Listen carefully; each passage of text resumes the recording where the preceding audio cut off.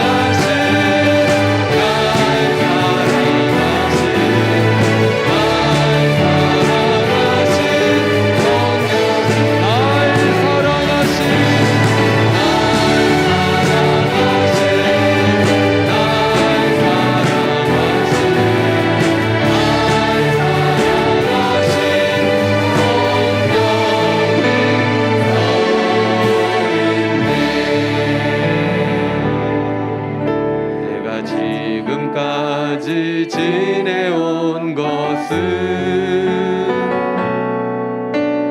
주의 은혜라 주의 은혜라 지금까지 지내온 것은 주의 은혜입니다.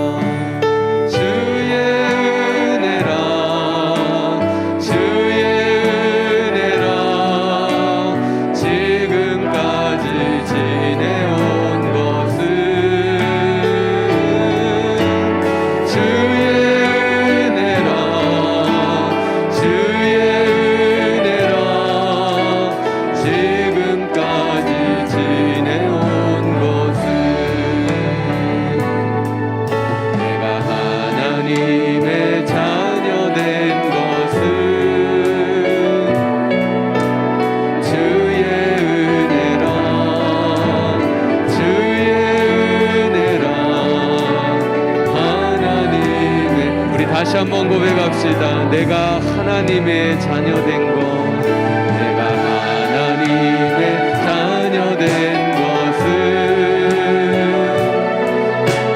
주의 은혜라 주의 은혜라 하나님의 자녀 된 주의 은혜입니다.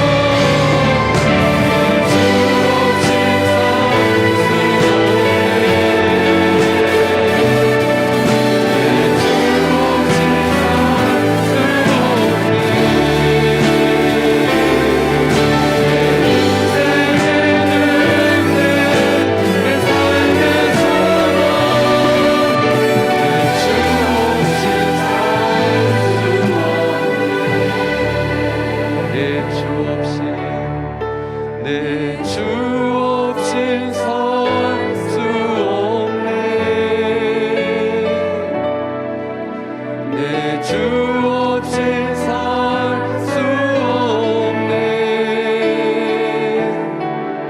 내 인생의 등등 내 삶의 소망 내 주 없이 살 수 없네.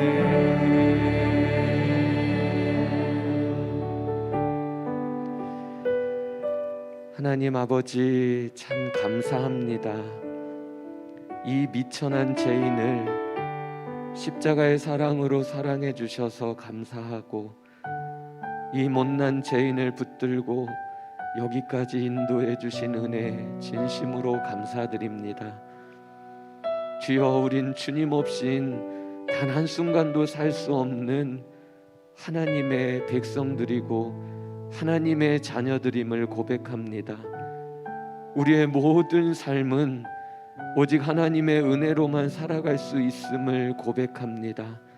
하나님 아버지, 저에겐 지금 이 고난을 견뎌낼 수 있는 은혜가 필요하고, 고난 중에도 믿음의 길을 우직하게 걸어갈 수 있는 하늘의 능력이 필요하오니, 이 시간 예배드리는 우리 모두의 심령 위에 하늘의 은혜와 능력을 부어 주시옵소서.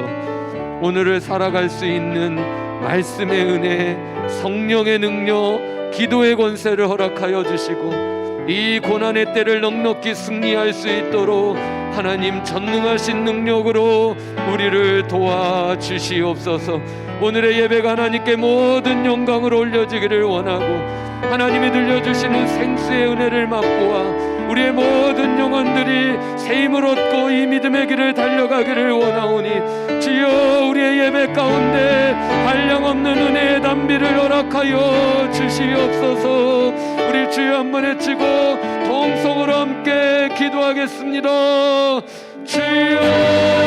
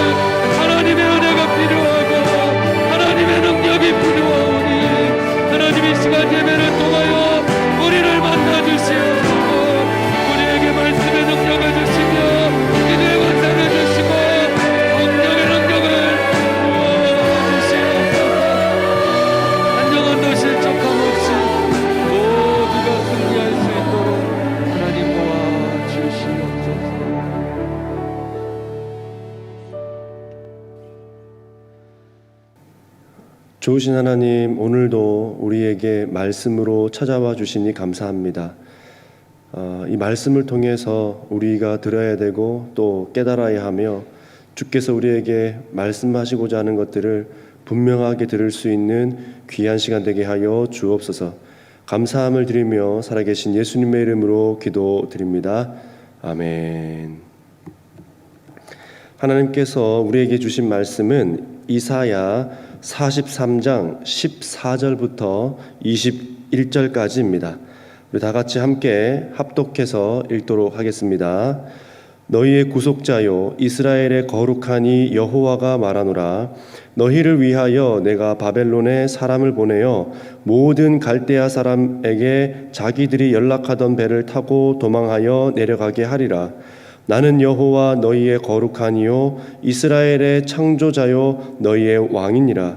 나 여호와가 이같이 말하노라. 바다 가운데의 길을 큰 물 가운데에 지름길을 내고 병거와 말과 군대의 용사를 이끌어내어 그들이 일시에 엎드려져 일어나지 못하고 소멸하기를 꺼져가는 등불 같게 하였느니라. 너희는 이전 일을 기억하지 말며 옛날 일을 생각하지 말라. 보라, 내가 새 일을 행하리니 이제 나타낼 것이라. 너희가 그것을 알지 못하겠느냐? 반드시 내가 광야의 길을 사막의 강을 내리니 장차 들짐승 곧 승냥이와 타조도 나를 공경할 것은 내가 광야의 물을 사막의 강들을 내어 내 백성 내가 택한 자에게 마시게 할 것임이라.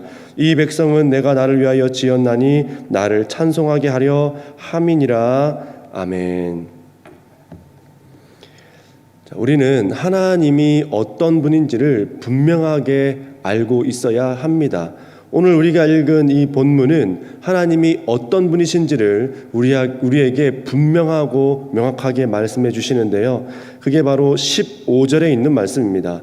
나는 여호와 너희의 거룩하니요 이스라엘의 창조자요 너희의 왕이다 라고 말씀하십니다. 자, 거룩한 이라고 하는 말은 무슨 말이냐? 하나님의 속성 중에 가장 중심되는 것이 바로 거룩입니다. 다시 말해서 이 거룩은 그 어떤 것에도 있을 수 없고 오직 하나님께만 있는 것, 그게 바로 거룩이죠. 자, 그 다음 창조자입니다. 창조자라고 하는 말은 나를 조성하신 이, 나를 지으신 이가 바로 하나님이시다. 우리의 머리카락까지 다 세신 바 되시는 하나님, 우리의 모든 불편과 힘듦과 아픔과 슬픔도 다 아시는 하나님, 그 창조자이시다라고 우리에게 말씀하십니다. 그 다음 세 번째는 왕으로서의 하나님이십니다. 하나님은 우리를 다스리실 뿐만 아니라 또 우리를 소유하실 권리, 권한이 있으신 분이다라는 겁니다. 그러니까 우리가 거부하고 밀쳐낼 수 있는 것이 아니라 우리의 소속, 우리는 오로지 하나님께 소유된 하나님의 백성이라는 것이지요. 그래서 거룩한 이 바로 하나님이시고 창조자 바로 하나님이시고 왕이신 하나님이시다라고 우리에게 말씀해주고 있는 것입니다. 사랑하는 우리 성도님들, 우리 하나님을 어떤 분으로 믿고 있고 어떤 분으로 따르시고 계십니까? 이 세 가지를 절대 잊지 않으시기 바랍니다. 거룩한 이로서의 우리 하나님, 그리고 창조자로서의 우리 하나님, 왕으로서의 우리 하나님. 우리에게는 하나님이 바로 그와 같은 분이다라는 것입니다. 자, 그런데 이스라엘 백성들은 22절부터 24절에 가보면 하나님을 믿기는 믿었지만 그러나 하나님을 전심으로 믿고 있지 않다라는 것을 우리는 알 수 있습니다. 22절부터 24절인데요. 그러나 야곱아 너는 나를 부르지 아니하였고 이스라엘아 너는 나를 괴롭게 여겼으며 내 번제의 양을 내게로 가져오지 아니하였고 내 제물로 나를 공경하지 아니하였느니라. 나는 제물로 말미암아 너를 수고롭게 하지 아니하였고 유향으로 말미암아 너를 괴롭게 하지 아니하였거늘 너는 나를 위하여 돈으로 향품을 사지 아니하며 희생의 기름으로 나를 흡족하게 하지 아니하고 내 죄짐으로 나를 수고롭게 하며 내 죄악으로 나를 괴롭게 하였느니라. 무슨 말입니까? 하나님 앞에 예배를 드리긴 드려요. 그들의 형태가 하나님 앞에 예배하는 형태이기는 합니다. 그런데 예배가 어떤 모습이라는 겁니까? 의무감으로 형식적으로 드렸을 뿐이라는 것이에요. 하나님과 만날 수 있는 유일한 통로, 하나님과 유일하게 교통할 수 있는 장소, 그것이 바로 예배인데 의무적으로 형식적으로, 그러니까 하나님을 의무적으로 형식적으로 만나고 있다는 겁니다. 하나님을 형식적으로 대하고 있다라는 거예요. 거룩한 이로서 대하지 아니하고 창조자로서 대하지 아니하고 왕으로서 대하지 아니하고 그냥 의무감으로 그렇게 대하고 있다라는 겁니다. 자, 그래서 죄가 무엇이라고 말씀하고 있는 겁니까? 예배를 드리지 않음이 아니라 타락한 예배를 드린 것, 이게 바로 죄라는 겁니다. 타락한 예배를 드린 것, 이것이 바로 죄라는 것이에요. 왕이신 하나님을 왕으로 섬기지 않음이 죄다라고 이야기하고 있는 겁니다. 우리 성도님들은 하나님을 왕으로 섬기고 있습니까? 하나님을 왕으로서 섬기며 따르고 있으신가요? 창조자로서 따르고 있습니까? 거룩한 이로 우리는 따르고 있습니까? 한번 생각해 보아야 된다는 겁니다. 그렇다면 나는 하나님께서 나를 지으신 목적대로 우리는 살고 있는가? 이것까지 우리는 생각해 보아야 되는 것이에요. 성도에게 첫 번째로 요구되는 것이 무엇입니까? 그게 바로 거룩입니다. 왜냐하면 하나님께서 거룩하시기 때문에 내가 거룩하니 너희도 거룩하라, 이것이 바로 성도에게 첫 번째 요구되는 하나님의 명령인 것이지요.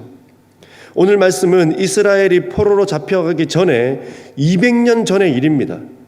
앞으로 남유다 백성들은 하나님을 등지고 나 잘 살려고 우상 숭배와 쾌락을 위한 거짓된 예배의 결과로 바벨론의 포로가 되어서 죽을 고생을 당하게 됩니다. 아니요, 죽지요. 죽습니다. 이런 엄청난 일들을 겪게 돼요. 자, 그러나 제가 방금 말씀드린 것처럼 오늘 이 말씀은 예언이 이루어지기까지 200년이라고 하는 시간이 남아있는 상태입니다. 노아가 배를 지을 때에 하나님의 그 심판이 120년 동안이나 유보되었던 것처럼 120년 이후에, 다시 말해서 배가 완성되어야 하나님의 심판이 내려졌던 것처럼 그때까지의 기회와 시간이 있다라는 것이에요. 오늘 이 본문도 마찬가지입니다. 이 말씀이 이루어지기까지의 200년이라고 하는 시간, 약 200년이라고 하는 시간이 남아있는 것이에요. 얼마나 많은 시간을 주셨습니까? 얼마나 긴 시간을 하나님은 참고 인내하고 기다리고 계시다라는 것입니까? 지금 그걸 우리에게 얘기하고 있는 것이에요. 자, 그렇다면 그동안 우리는 무엇을 해야 되나요? 생각해 보십시오. 예언이라는 것은 되어질 또는 일어날 일들에 대하여 말하는 것 아닙니까? 그렇다면 지금 이 일들이 일어난 겁니까? 아직 일어나지 않았어요. 일어나지 않았습니다. 아직은 일어나지 않았지만 머지않아 일어날 일이라는 것이죠. 자, 그렇다면 예언이 이루어지게 할 수도 있고 이루어지지 않게 할 수도 있다는 말 아닙니까? 나라가 멸망하여 포로로 끌려가 고난당하고 또 죽임을 당하고 있는 고생을 다 하다가 나만이 아니라 내 후대와 내 후대와 내 후대들이 그렇게 똑같은 어려움과 고난과 고통과 심지어 죽임까지 당하는 그 모든 일들을 겪고 나서야 돌아올 수도 있지만, 그러나 반대로 생각해보면 어떻습니까? 그렇게 되기 전에 이 일이 일어나지 않게 할 수도 있다는 겁니다. 이게 바로 예언이 주는 축복의 메시지 아닙니까? 자, 어떻게 하면 이 예언이 성취되지 않게 할 수 있나요?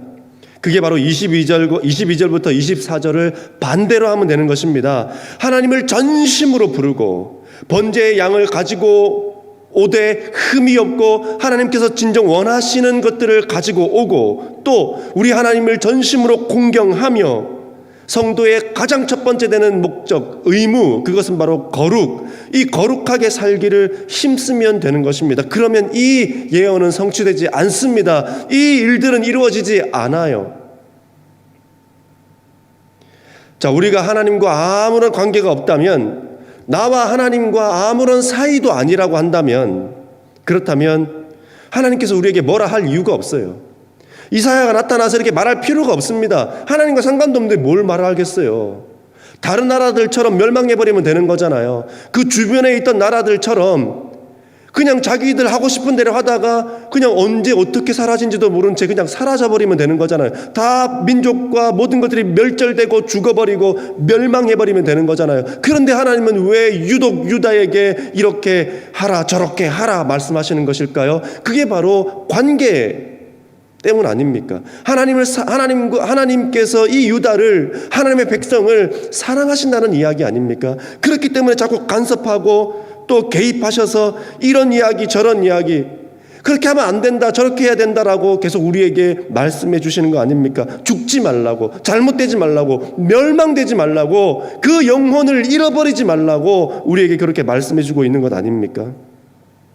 아무 관계가 아니라면 금지할 이유도 없습니다. 아무것도 금지할 필요가 없어요. 그러나 사랑하는 관계이기 때문에, 이 사랑하는 관계이기 때문에 금지가 요구되는 것입니다. 하지 말아야 할 것들이 요청되고 있는 것이에요. 이게 바로 사랑의 기본 서약입니다. 선악과를 먹지 말라 하신 이유가 바로 그것 아닙니까? 사랑의 기본 서약, 무엇입니까? 금지. 내가 너와 관계를 맺었다, 너는 나와 관계를 맺었다. 이것의 가장 첫 번째 되는 원칙은 무엇입니까? 해야 될 것이 있고 하지 말아야 될 것이 있는 거잖아요. 사탄은 진리의 메시지에 정반대되는 메시지를 가지고 우리에게 대응합니다. 뭐라고 대응합니까? 하나님께서 말씀하셨어요. 너희가 그것을 먹는 날에는 죽는다. 정말 죽게 될 것이다 라고 말씀하셨어요. 그런데 하와가 뱀과 이야기를 하는 그 순간에 뱀이 하와에게 뭐라고 말했습니까? 사탄은 이렇게 이야기합니다. 정녕 죽지 아니하리라. 절대 죽지 않는다라고 말하면서 하나님과 완전 정반대되는 개념을 이야기하고 있는 것입니다. 의심이 들면 멈추셔야 돼요. 의구심이 생기면 그것을 정지해야 됩니다. 하와가 그것을 정지하지 아니하고 계속 진도 나갔기 때문에 하나님과 정반대되는 개념을 받아들이게 된 것이죠. 자, 그리고 한 가지 더요. 내가 이 일을 했을 때, 이런 말을 했을 때, 이런 행동을 했을 때 누가 가장 기뻐할 것인지를 생각해 보면 의외로 답은 쉽습니다. 우리의 마음이 시끄럽고 머리가 복잡하고 또 삶이 고단하고 괴로울 때에 우리가 어떤 행동을 하고 싶고 어떤 말을 하고 싶고 어떤 결정을 하고 싶을 때 이 일을 통해서 누가 가장 기뻐하게 될 것인가를 한 번만 생각해 보십시오. 그러면 정답은 매우 쉽게 찾아낼 수 있습니다. 오늘날 사탄의 메시지에 속는 사람들이 너무나 많습니다. 괜찮다고 이야기해요. 하나님은 사랑이시기 때문에 그 정도는 다 이해하실 것이라고 이야기합니다. 얼마나 그럴듯합니까? 그리고 그 정도는 누구나가 다 한다라고 이야기합니다. 이것도 안 하고 어떻게 살 수 있냐라고 얘기해요. 그렇지만 우리가 알고 있는 것처럼, 우리가 성경에서 많은 하나님의 사람들을 본 것처럼 그거 하지 않아도 다 잘 살았거든요. 그거 하지 않아도 다 그의 생명이 유지될 뿐만 아니라 더 복되고 영광스러운 날들을 맞이했거든요. 우리는 사람들의 말에 진리와 반대되는 길을 따르는 것이 아니라 우리는 성경을 보고 따르는 우리가 되었으면 좋겠습니다. 진리는 성경입니다. 성경이 하라는 대로 하면 그것은 정답이에요. 다른 길로 갈 수가 없는 것입니다. 변질된 믿음을 어떻게 믿음이라 할 수 있겠습니까? 믿음에 타협이 있을 수 있습니까? 타협이 변질 그 자체잖아요. 이스라엘은 바벨론에서 포로 생활을 한 후에 돌아올 것이라는 것을 이사야는 이미 내다보고 말하고 있습니다. 이 말씀의 깊은 의미가 무엇이겠습니까? 이미 일어나지도 않은 먼 훗날의 이야기를 우리에게 하고 있는 이 말씀에 숨어있는 깊은 뜻과 의미는 무엇이겠냐 이 말이에요. 이 모든 세상을 주관하고 통치하시는 이가 누구시냐라고 하는 것을 우리에게 말해주고 있는 것입니다. 통치자가 누구이냐, 이 모든 것을 다스리시는 이가 누구이시냐, 그걸 얘기하고 있는 거예요. 아까 서두에 말씀드렸던 새 모습, 거룩하시니 왕이신 하나님, 이 하나님을 우리에게 지금 말하고 있는 것입니다. 18절입니다. 18절 한번 읽어보겠습니다.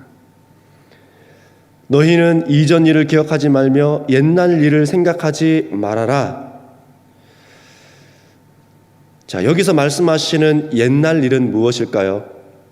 17절에서 말하고 있는 그것입니다. 17절이요. 병거와 말과 군대의 용사를 이끌어내어 그들이 일시에 엎드려져 일어나지 못하고 소멸하기를 꺼져가는 등불 같게 하였느니라. 홍해 사건을 말하죠. 홍해를 건넌 사건, 그게 이전 일들입니다. 하나님은 이 엄청난 사건을 다시 상기시키면서 그 일들을 기억하지 말라라고 말씀하고 있습니다. 그렇다면 하나님께서는 왜 이 홍해의 엄청난 사건, 구원의 역사, 새 생명을 얻게 된 이 귀한 역사를 왜 생각하지 말라고 하는 것일까요? 이 홍해의 사건이 의미가 없다는 말입니까? 그런 것이 아니에요. 앞으로 다가올 영광스러운 축복은 이것보다 더한 축복이다라는 것을 우리에게 말해주고 있는 겁니다. 그런 이전 일들보다는 더한 축복과 더한 은혜가 너에게 있을 것이다라는 것을 이야기해 주고 있는 거예요. 그렇기 때문에 홍해의 환상에만 젖어 있지 말고 그것보다도 더한 구원의 역사가 재현될 것이기 때문에 너희는 이전 일이 아니라 앞으로 일어날 일들에 대하여 소망을 갖고 기대를 갖고 주님을 바라보아라 라고 이야기하고 있는 것입니다. 자, 그런데 구원의 기쁨, 감격, 감사 이런 것들을 빼앗아가는 자들이 누굴까요? 우리에게 있는 구원의 기쁨, 감사, 감격, 기쁨 이 모든 것들을 일시에 빼앗아가는 자가 누구이겠냐 이 말입니다. 도대체 무엇이 그 어떤 누가 하나님께서 나에게 주신 구원의 기쁨을 잃어버리고 빼앗아가냐라는 것이에요. 감당할 수 없는 어려움 그것이 아닙니다. 견디기 힘든 핍박의 상황도 아니에요. 오히려 핍박이 더할수록 힘든 일이 있으면 있을수록 믿음은 더욱 굳건하게 되고 하나님을 더욱 갈망하게 되었으며 영원한 하나님의 나라를 더 꿈꾸게 되었다는 것을 우리는 성경을 통해 이미 다 보았습니다. 핍박이 더할수록 우리의 믿음은 더 강력해졌어요. 자, 그렇다면 내 안에 하나님께서 주신 기쁨과 구원의 감격과 이 은혜를 빼앗아가고 잃어버리게 만드는 자는 누구이겠습니까? 그건 외부에서 있는 게 아니에요. 바로 나 자신입니다. 바로 나 자신이에요. 분노에 집중하면 구원의 기쁨을 분노에 빼앗기게 됩니다. 구원의 기쁨이 얼마나 크고 감격스러운데 그 사소하게 일어나고 있는 그 작은 일들 때문에 또는 내가 맞닥뜨린 어떤 사건 때문에 이 구원의 기쁨을 잃어버리냐 말이에요. 또 상황이 풀리지 않음에 집중하면 이 생명을 허락하신 하나님께 감사를 잃어버리게 됩니다. 그러면 낙심하게 되죠. 그러면 누가 가장 기뻐하는 결과로 도래하게 됩니까? 결코 정령 죽지 아니하리라 라고 말하는 그 사탄의 말에 미혹되게 되는 것입니다. 반드시 기억하십시오. 믿는 자가 누리는 것은 바로 이것입니다. 자유. 히브리서 11장 1절은 말합니다. 진리를 알지니 진리가 너희를 자유케 할 것이다. 자, 여기서 안다, 진리를 알지니 할 때 그 안다라고 하는 것은 무엇입니까? 어떤 것이 가치인지 어떤 것이 의미 있는 것인지를 안다라는 말입니다. 자, 그러면 진리는 무엇이에요? 예수님을 말하는 거죠. 진리를 알지니 진리가 너희를 자유케 한다라고 하는 이 말은 예수님만이 나의 삶의 가치이며 의미라는 것을 알고 믿게 되면 우리가 살아가는 모든 일들과 삶에서 우리는 자유롭게 된다는 겁니다. 그게 진리를 알지니 진리가 너희를 자유케 한다는 거예요. 왜냐하면 이런 사람에게는 예수님이 아닌 그 어떤 것도 삶의 가치와 의미를 두지 않기 때문에, 다시 말해서 예수님만이 내 삶의 의미와 가치이기 때문에 그 어떤 모든 것에서부터 자유하게 된다는 겁니다. 그렇기 때문에 세상에 묶이지 않고 포로되지 않고 자유할 수 있게 되는 거예요. 이게 바로 진리를 알지니 진리가 너희를 자유케 한다라는 겁니다. 하나님께 맡기면 그렇게 되는 것입니다. 이사야 43장 1절이요.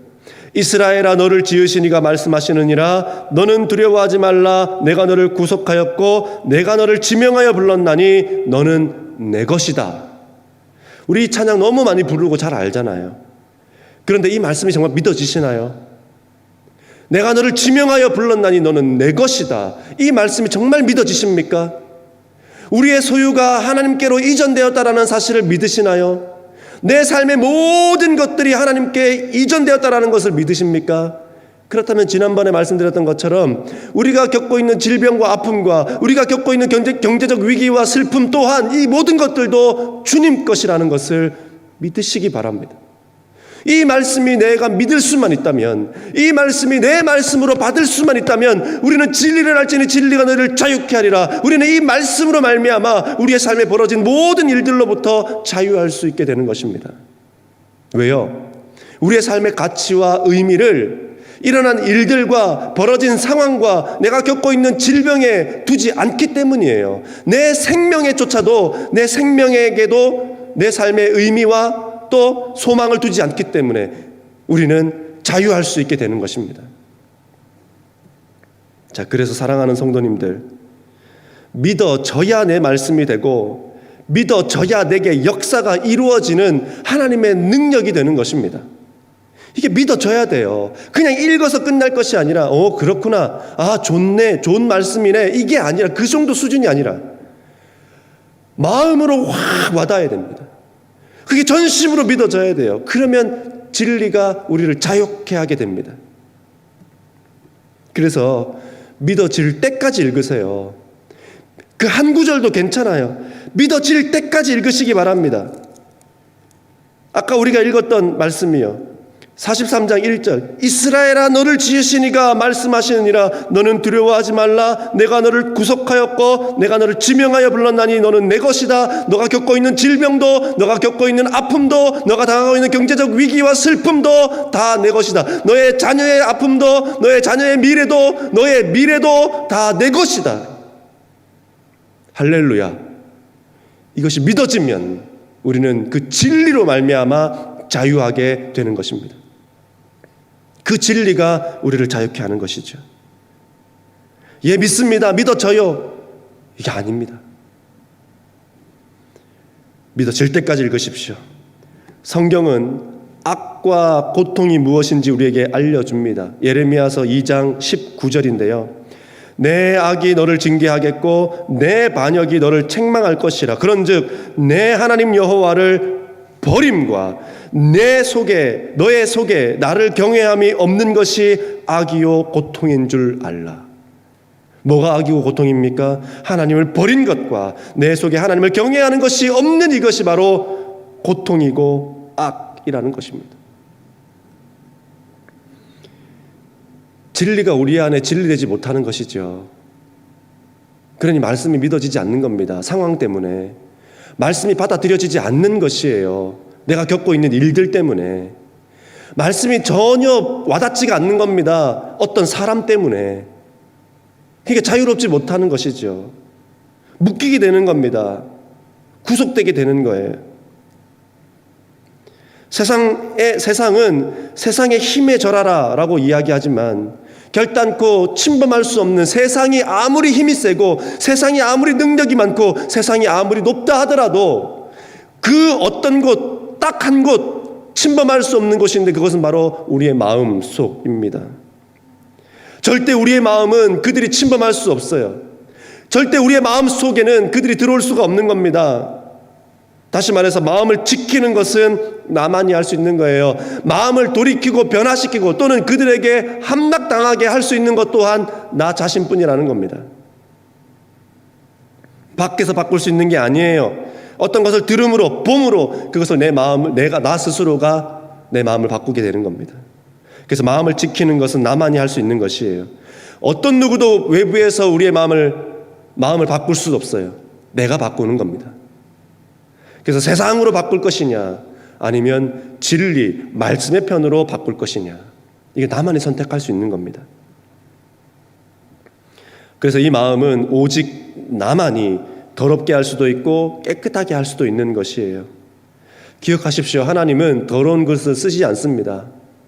하나님이 쓰시는 사람은 세상과 다름을 추구하는 사람, 이 땅에 속하지 않기로 결단하는 사람, 그 사람을 하나님은 쓰신다라는 거예요. 비록 우상의 땅에 살지만 결단코 우상을 따르지 않고 다르게 살기로 마음먹고 실천하는 그 사람들을 통하여 하나님은 역사하십니다. 누구처럼요? 다니엘처럼요. 누구처럼요? 다니엘의 그 친구들 그 3명처럼. 사드락, 메삭, 아벳느고. 이 사람들을 통해서 하나님은 우상의 땅 한 복판에서 하나님의 나라를 실현시키고 도래하게 하고 있는 것 아닙니까? 부디 사랑하는 성도님들, 제발 부탁입니다. 거룩함의 기준을 절대 낮추지 않으시기 바랍니다. 하나님을 닮기로 한 그 거룩함의 기준을 더욱 높이십시오.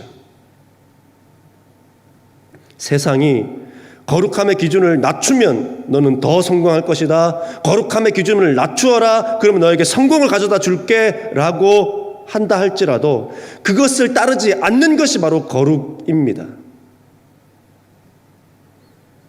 다니엘서 1장 9절은 말합니다. 하나님이 다니엘로 하여금 환관장에게 은혜와 긍휼을 얻게 하신지라. 이 말씀을 깊이 한번 묵상해 보십시오. 다시 한번 읽어드려 볼게요. 하나님이 다니엘로 하여금 환관장에게 은혜와 긍휼을 얻게 하시니라. 그리스도인들에게 필요한 은혜는 하나님께로부터만 온다는 사실을 기억하셔야 됩니다. 자, 보세요. 하나님이 다니엘로 하여금 환관장에게 은혜와 긍휼을 얻게 하신지라. 환관장이 주는 겁니까? 아니죠. 느부갓네살 왕이 주는 것이에요? 아닙니다. 하나님께서 그들을 통해서 주는 것이에요. 그들도 통로일 뿐입니다. 우리에게 실질적인 은혜와 우리에게 실질적인 능력과 우리에게 실질적 공급은 하나님께서만 주신다라는 거예요. 하나님께로부터만 온다는 사실입니다. 그렇기 때문에 하나님께로부터만 받으시기 바랍니다. 하나님이 다니엘로 하여금 그래서 하나님께로만 받으시기 바라요. 하나님께만 구하기 바랍니다. 요즘 나는 예수님 때문에 이런 것까지 해보았다 하는 게 있습니까? 거룩을 지키기 위해, 거룩을 실천하기 위해 나는 이런 것까지 해보았다 하는 거 있습니까? 한번 좀 써보시기 바랍니다. 정말 그런 게 있는지.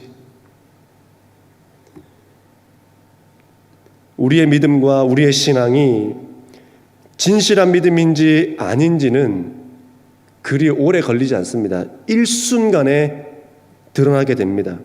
어떨 때 일어날까요? 우리의 자존심이 딱 건드려지는 그 순간입니다.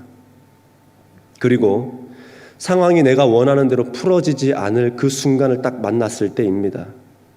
또한 기도했는데도 응답이 없을 그때에 내가 바로 예수님의 제자인지 아닌지가 완벽하게 드러나게 됩니다. 그리스도인인지 종교인인지가 신랄하게 드러나게 됩니다. 예수님을 위해 내가 사는 사람인지 살지 않은 사람인지 확실하게 드러나게 됩니다. 사랑하는 우리 성도님들, 예수님을 위해 하는 것도 하나도 없으면서 예수님을 위해 아무것도 하지 않으면서 어떻게 예수님의 사람이라고 말할 수 있습니까? 어떻게 우리가 그리스도인이라 말할 수 있냐 이 말입니다. 세상에 휩쓸리지 않기 위해서는, 세상에 휘몰리지 않기 위해서는 너무나 간단한 답인데 제가 알려드리겠습니다. 무식하십시오. 정말 일자 무식이 되십시오. 비논리적인 사람이 되십시오. 세상은요 자꾸 논리적 사람이 되라고 이야기합니다. 똑똑한 사람, 스마트한 사람이 되라고 이야기합니다. 그러나 저는 우리 성도님들에게 이렇게 요청합니다. 이런 사람이 되십시오. 오직 말씀에만 무릎 꿇는, 예수님이라면 조건 달지 아니하고 예 주님 그렇게 하겠습니다라고 말하는 사람, 이게 바로 무식한 사람 아닙니까? 이게 바로 비논리적인 사람 아닌가요? 세상 사람들은 그게 논리적이냐, 그게 타당하냐, 그게 옳은 일이냐라고 반문할지 몰라도 말씀의 사람은 어떻게 하는 겁니까? 말씀이 그리하라 하면 예 주님 하고 그렇게 따르는 사람이 바로 하나님의 사람입니다. 그게 바로 무식한 사람이죠. 비논리적인 사람입니다. 비논리적이 되시기를 부탁드립니다. 정말 무식한 사람이 되시기를 부탁드립니다. 말씀에만 순종하고 따르는 사람 되시기 바랍니다. 하나님을 무릎 꿇게 만들려는 사람들이 있습니다. 그러면 안 되죠. 하나님은 우리에게 경배와 영광을 받으셔야 되는 분이잖아요. 바르게 믿는 하나님의 사람은 이 삶이 어떻게 쓰여져야 되는지, 이 삶으로 무엇을 해야 되는지를 분명하게 압니다. 이 삶으로 뭐 해야 됩니까? 하나님께 영광을 돌려드림으로 하나님께서 영광을 받으셔야 된다라는 겁니다. 이 삶으로 하나님이 영광 받으시는 삶이 되어야 된다라는 거예요. 그것을 아는 사람들은 하나님께서 내 삶을 통해 영광 받으셔야 되기 때문에 하나님께서 영광 받으실 수 있다면 그것이 무엇이든 하는 사람입니다. 전심으로 하나님을 위해 사는 것이 무엇인지를 좀 깊이 묵상해 보시기 바랍니다. 하나님을 위해 전심으로 사는 것이 어떤 것인가 한 번쯤은 깊이 묵상해 보시기 바라요. 이제 역사의 바퀴는 더욱 거세게 돌아갑니다. 아수르가 바벨론에 의해서 멸망하고 영원히 천하를 호령할 것 같았던 바벨론도 페르시아에 의하여 멸망될 것이라는 겁니다. 자, 14절이요.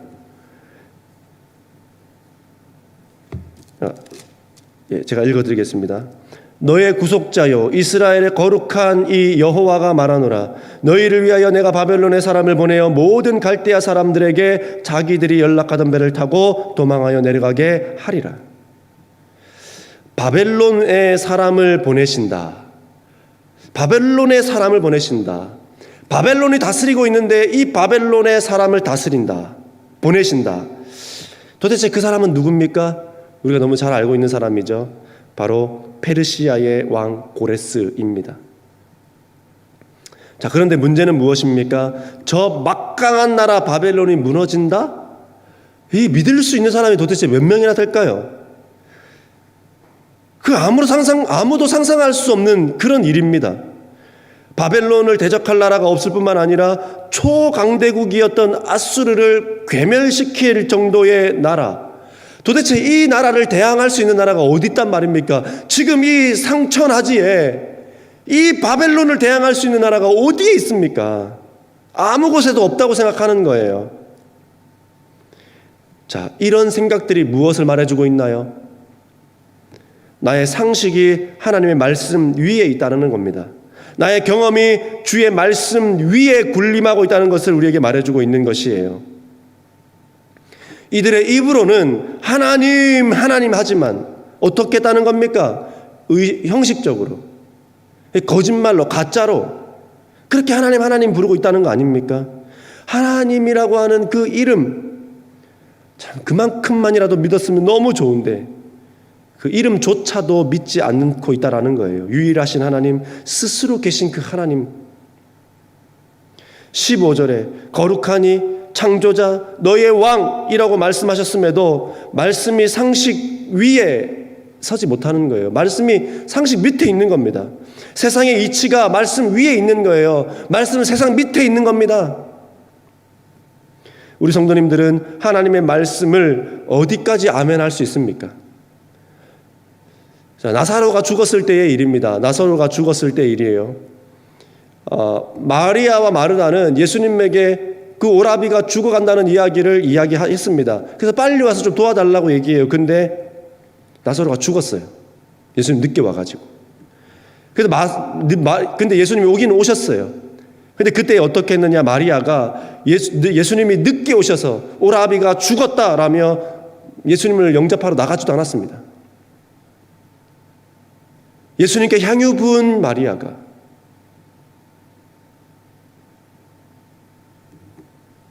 우리의 믿음이 일순간 드러난다니까요. 우리의 상식과 경험의 수준으로 하나님을 봐서는 안 됩니다. 그리고 하나님의 능력이 반드시 내가 원하는 대로 이루어져야 된다고 생각해서도 안 돼요. 하나님이 우리의 종이 아니라 우리가 하나님의 종이라는 사실을 잊으시지 않기 바랍니다. 하나님은 우리의 필요를 따라 일하시는 분이 아니라 하나님께서 우리의 필요를 보시고 일하시는 분입니다. 그 주체가 누구인지를 정확하게 다시 기억하기 바랍니다. 주체가 내가 아니라 하나님인 것을 알아야 돼요. 19절입니다. 보라 내가 새 일을 행하리니 이제 나타날 것이라 광야의 길을 사막에 강을 내리니. 이 말은 무슨 말이냐면요, 언젠가 행할 것이다 이 말이 아닙니다. 이미 이루어지고 있는 역사라는 것이에요. 그래서 보라라고 말씀하시는 겁니다. 너 보고 있니? 너 보니? 지금 그 얘기하는 거예요. 이미 이루어지고 이미 행해지고 있는 역사라는 겁니다. 자, 그렇다면 이것을 보기 위해서 우리에게는 어떤 눈이 필요할까요? 제가 계속적으로 이야기하는 겁니다. 말씀의 눈이 필요해요. 말씀의 눈. 단 한 절이라도 내 말씀이 되는, 단 한 절이라도 내게 내 삶을 움직이는 그 말씀의 눈.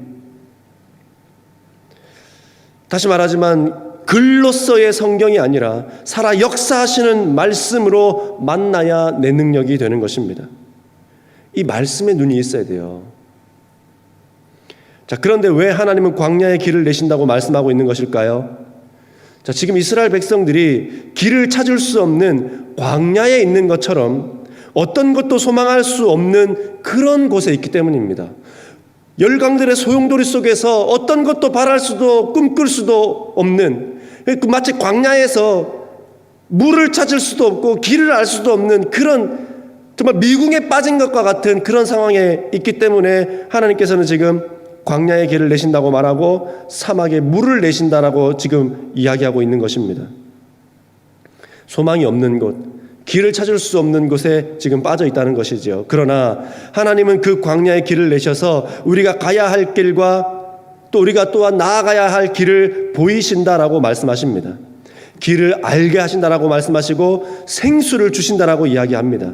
그래서 광야의 시간은 어떤 시간이라는 겁니까? 길을 찾을 수 없고 목마름이 해결되지 않을 것 같은 이 어려움과 힘든 이 시간은 어떤 시간이라는 것이에요?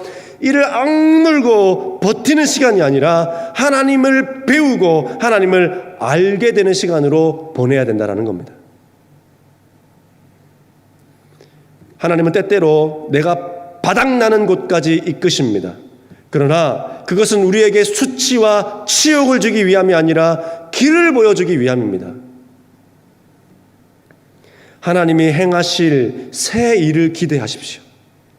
보라, 내가 새 일을 행하리니 주님 말씀하시잖아요. 이 말씀이 내 말씀이 되어야 된다니까요. 이 말씀이 믿어져야 됩니다. 그래서 이 말씀이 진리가 되어 내 마음에 딱 역사하게 되면 진리를 할지니 진리가 너희를 자유케 할 것이다.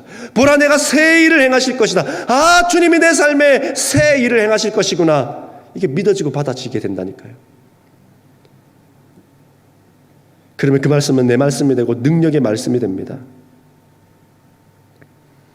이전 것들은 벗어 던져야 됩니다. 그래야 새 일이 시작됩니다. 죽어야 부활이 있는 것처럼, 버려야 예수님의 제자가 될 수 있는 것처럼, 그렇게 새 일이 이루어지기 위해서는 새로운 무언가가 필요하다라는 거예요.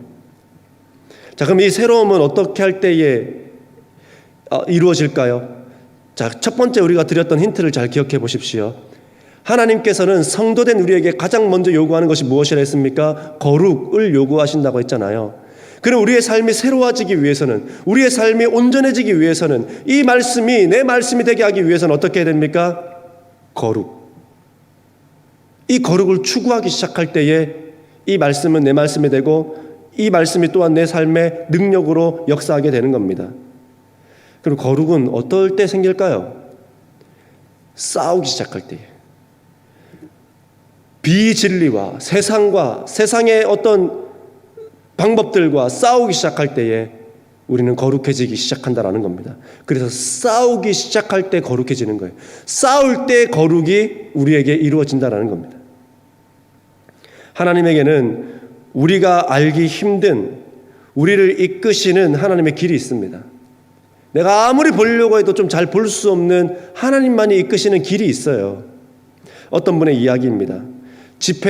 교회에 집회 강사로 가셨대요. 가고 있는데 그 길은 그 시간대에 무조건 막히는 길이래요. 최소한 1시간은 무조건 걸리는 길이라고 합니다. 그래서 발을 동동 굴렀어요. 이제 30분밖에 남지 않았기 때문에. 집회 시간이 30분밖에 안 남았는데 큰일 난 거예요. 그래서 발을 동동 구르고 있는데 택시 기사님이 이렇게 말씀하는 겁니다. 선생님, 걱정하지 마십시오. 제가 30분 안에 제가 모셔다 드리겠습니다. 이렇게 대답했대요, 이분이. 그게 가능합니까? 그게 정말 가능해요? 저도 이 길을 오랫동안 다녔는데 최소 1시간은 걸리던데요. 아무리 빨려도 40분, 50분은 걸리던데요. 그랬더니 이렇게 얘기했습니다. 한번 보십시오. 그랬더니 기사님이요, 고속도로와 일반도로와 골목길을 막 왔다 갔다 하더니 20분 만에 그 목적지에 데려다 주었다라는 겁니다. 그러면서 그런 생각이 들었다고 말씀하셨어요. 아니, 어떻게 이 길과 저 길이 연결되지? 아니, 어떻게 이 길과 저 길이 연결이 되지? 난 상상도 못 해봤는데, 이렇게 생각이 들었답니다. 이게 바로 길을 아는 자와 모르는 자의 차이이지 않을까요? 다른 길이 있음을 모르는 사람은 다른 생각을 못 합니다. 내가 알고 있는 것에 묶여가지고요, 아무 생각도 들지 않아요. 그것밖에 보이지 않는 겁니다. 할 수 있는 것이라고는 이거밖에 없어요. 늦었다. 큰일 났구나. 이거밖에는 못하는 거예요. 반면에 길을 아는 기사님은 어떻습니까? 콧웃음 치는 겁니다. 콧웃음 나오는 겁니다. 이 길과 저 길이 연결된다는 것을 알고 있기 때문에 이 길에서 저 길로 가기 위해서는 이 골목으로 들어가면 된다는 것을 알기 때문에, 그리고 깜짝 놀라게 될 손님의 얼굴을 생각하면 웃음이 나는 거죠. 이것이 바로 길을 아는 자와 모르는 자의 차이입니다. 지난주에 우리 비전나라 아이들과 요셉의 삶에 대해서 말씀을 좀 나누었습니다.